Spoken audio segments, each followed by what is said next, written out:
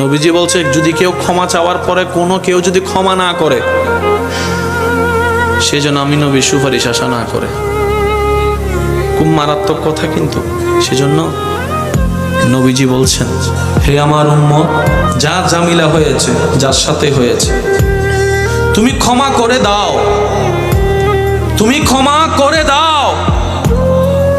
সে ক্ষমা চাক না চাক, তুমি মাফ করে দাও।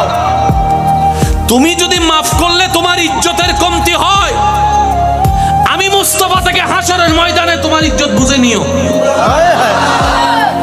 বিশ্বাস করেন, প্রতিশোধের যতটুকু শান্তি, তার চাইতে বড় শান্তি হচ্ছে মাফ করে দেওয়া। আমাকেও বলার দরকার নাই, কাউকে শোনানোর দরকার নাই।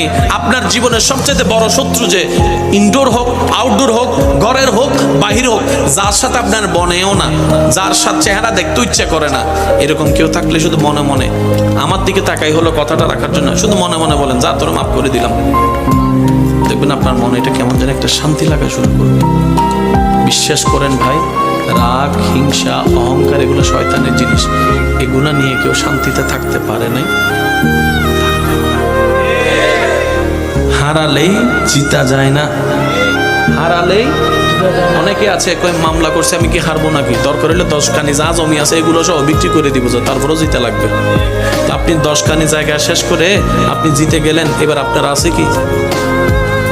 এবার আপনার ছেলে মেয়েরাই তো আপনার 14 গোষ্ঠী দোয়াই ফেলবে। বাস্তব যেটা সেটা বলেন না রে ভাইয়া। তো সেজন্য আল্লাহর ওয়াস্তে নবীর সুন্নত হচ্ছে জীবনের শান্তিতে থাকার সবচেয়ে গুড ওয়ে। আল্লাহ পাক আমাদের সবাইকে বুঝার তৌফিক দান।